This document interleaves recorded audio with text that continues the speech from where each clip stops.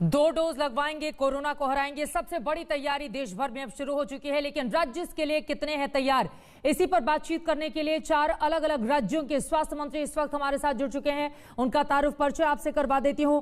उत्तर प्रदेश जो देश का सबसे बड़ा सूबा है, उसके हेल्थ मिनिस्टर इस वक्त जय प्रताप सिंह जी हमारे साथ मौजूद हैं। हमारे साथ छत्तीसगढ़ के स्वास्थ्य मंत्री टी.एस. सिंहदेव जी इस वक्त आपको लाइव दिखा दे रहे हैं टीवी स्क्रीन पर।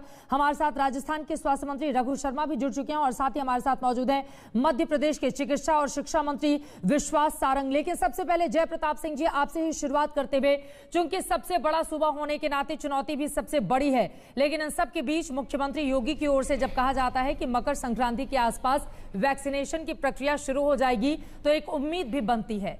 राज्य सरकार की वैक्सीनेशन को लेकर क्या है तैयारी? आज का ड्राई रन कैसा रहा?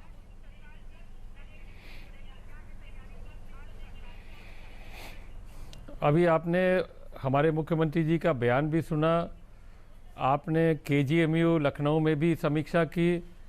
लगातार हमारा प्रशिक्षण चलते आ रहा है, प्रक्रिया को और सुदृढ़ करते जा रहे हैं और इस ड्राई रन के साथ में हमने पूरी तैयारी अपनी कर ली है। लॉजिस्टिक्स तैयारी जो करना थी जी, कोल्ड चेन से लेके और उस प्रक्रिया को अपनाने तक हमने पूरी तैयारी अपनी कर ली है।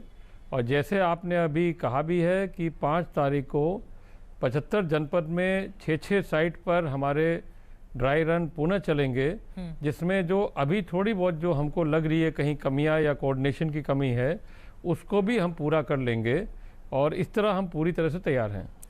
आपने कहा कि 75 जनपद के 6-6 जगहों पर, यानी कि उनमें से 3 शहरी क्षेत्र होंगे, 3 ग्रामीण क्षेत्र होंगे, वहां पर ड्राई रन किया जाएगा ताकि व्यवस्था को पूरी तरह से सुनिश्चित किया जा सके कि जब भी वैक्सीनेशन की प्रक्रिया शुरू हो उसमें कोई कोताही या कमी नहीं रह जाए। आप ये कहना चाहते हैं?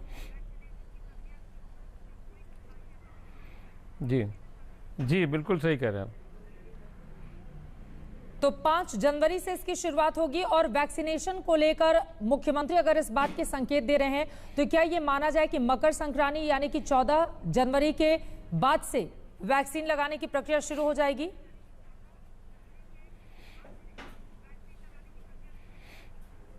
हो जानी चाहिए, क्योंकि जो संकेत हमको केंद्र सरकार के द्वारा मिल चुकी है, जब ये वैक्सीन का चयन हो गया है, वैक्सीन के निर्माता का चयन होने के बाद से जितना भी उत्पादन वो करके रखेंगे, पूरे देश में एक साथ उनको सप्लाई करने की व्यवस्था करना है। उसी में उत्तर प्रदेश को भी आवश्यकता अनुसार वो सप्लाई करेंगे। ये पूरा चेन आपका अब से लेके मकर संक्रांति तक शायद पूरा हो जाना चाहिए। और जैसे वो हमारे सप्लाई डिपोज में आना शुरू हो जाएगा हमारे कोल्ड चेन्स में, हमको लगता है कि मकर संक्रांति के बाद जो भी दिन तैयारी कर लेंगे और उसमें हम लोग प्रारंभ कर देंगे इसको। 22 करोड़ से ज्यादा की आबादी उत्तर प्रदेश की है। ऐसे में वैक्सीन सबसे पहले किन लोगों को लगाया जाएगा? क्या वैक्सीन पूरी तरह से मुफ्त होगी? इसको लेकर क्या प्रक्रिया निर्धारित की गई है स्वास्थ्य मंत्री जी?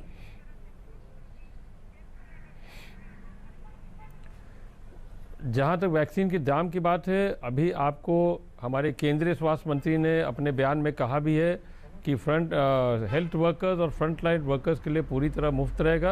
आगे का जैसे भी सेंट्रल गवर्नमेंट के गाइडलाइंस होंगे हम उसका पालन करेंगे। मगर और इसमें मुझे लगता है कि बहुत ज़्यादा बोलने की आवश्यकता नहीं है। सारी प्रक्रिया आप पूरी तरह जानते हैं, आपने बीच में अपनी बात भी कही थी, तो मुझे लगता है इसमें और कोई एडिशन करने की आवश्यकता नहीं है। ठीक है, और भी बहुत सारे सवाल हैं जिनका जवाब मैं जानूंगी, लेकिन उसके पहले जल्दी से अखिलेश यादव कह रहे हैं कि ये तो बीजेपी की वैक्सीन है, मैं नहीं लगवाऊंगा, मेरी सरकार आएगी तभी लगवाऊंगा। इस पर क्या है आपकी टिप्पणी जय प्रताप सिंह जी?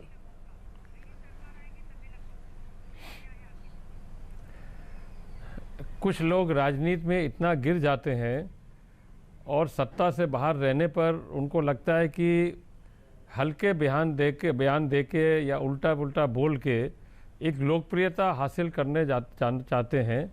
तो ये बड़ा दुर्भाग्य है कि इस भारत देश में राजनीति इतना गिर चुका है कि आदमी अपने आप को संभालने के लिए क्या बोलता है उसको खुद ही नहीं समझ में आता है।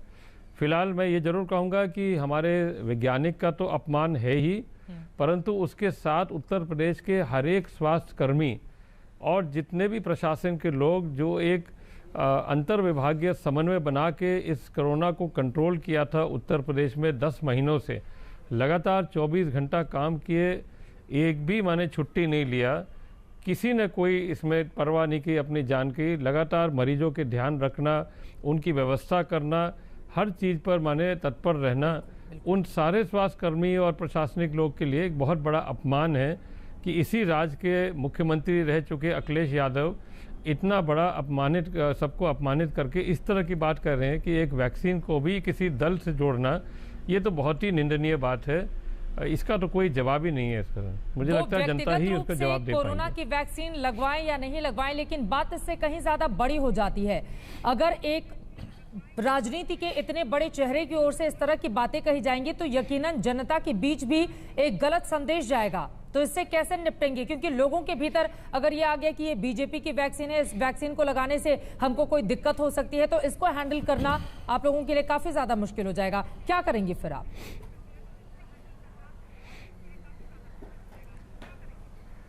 मुझे नहीं लगता कि इसमें कोई बहुत ज़्यादा दिक्कत आना चाहिए अखिलेश यादव के बयान के बाद भी। मगर ये जरूर है कि ये उकसाने वाला बयान जहां उनके समर्थक है, उनके नज़दीक के लोग हैं, इसको शायद गंभीरता से लेके कुछ इधर ज़रूर कुछ कर सकते हैं। मगर कोरोना वायरस जैसे वैश्विक महामारी जो पूरे देश में, पूरे विश्व में पिछले 10-11 महीना से चले आ रहा है, और जिस तरह सभी लोग ने संघर्ष दिया और जनता का भी सहयोग है, जनता खुद ही उत्सुक है कि हम इस वैक्सीन को कितना जल्दी लगा पाएँ, ये जनता स्वयं जानती है इस बात को। इसलिए जनता, मुझे लगता है कि इनके बातों में बहुत ज़्यादा ध्यान नहीं देगी। और अगर कहीं किसी समुदाय में या किसी ऐसे जगह आता भी है अगर कोई समस्या, तो संवाद के जरिया से उन लोग से बातचीत करके इसकी अच्छा है, क्योंकि किसी को इसका विरोध करने की आवश्यकता ही नहीं है। ये तो एक बीमारी है, बीमारी को रोकने के लिए एक वैक्सीन तैयार किया गया, पूरे विश्व में तैयार हुआ है, भारत में तैयार हुआ है, तो इसमें किसी को आपत्ति भी नहीं होना चाहिए। ये तो हमारा खुद का स्वास्थ्य है, अपने आप को सुरक्षित रखने के लिए और अपने पूरे समाज को सुरक्षित रखने के लिए हमको ये रखना जरूरी है। उनको कम से कम इस तरह के बयानों से बचना चाहिए, क्योंकि कोरोना महामारी ने 2020 के साल में कितने लोगों को हमसे छीना है। अगर वैक्सीन आ रही है और वो जिंदगी को बचा रही है, लेकिन कोई भी नेता अगर इस तरह का बयान देगा बेहद हल्का और गैर जिम्मेदाराना, तो यकीनन सरकार के सामने तो चुनौती खड़ी होगी। लेकिन बहुत जरूरी हो जाता है नेताओं के लिए भी कि वो तोलमोल को बोले, क्योंकि यहाँ पर राजनीति से कहीं बड़ी जिंदगी है और जिंदगी को बचाने की चुनौती भी है।